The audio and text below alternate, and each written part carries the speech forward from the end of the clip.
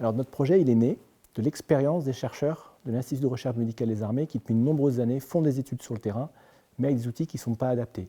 Les caisses ne sont pas à bonne dimension, les objets se cassent, on n'a pas les tentes adaptées, on n'a pas d'éclairage, et on ne peut pas réaliser ces études dans des bonnes conditions.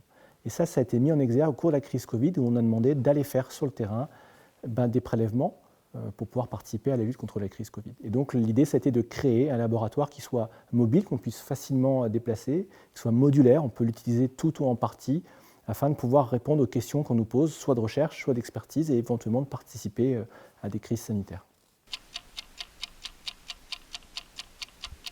Alors notre projet, il est divisé en 4 modules. Un module container, shelter, qui contient de la climatisation, qui contient un poste de sécurité microbiologique et qui peut être transporté sur un camion assez facilement, qui est une structure en dur.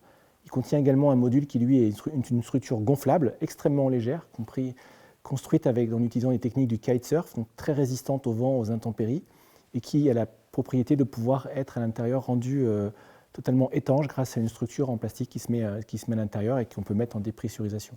On a également une boîte à gants, c'est-à-dire une boîte qui nous permet de manipuler des substances, des produits dangereux, et qui est, elle, étanche également, et qui peut être associée à un système de filtration et être décontaminée. Et puis on a tout notre matériel qui est contenu dans 20 caisses. Chaque objet a été pesé, choisi exprès pour entrer dans ces 20 caisses.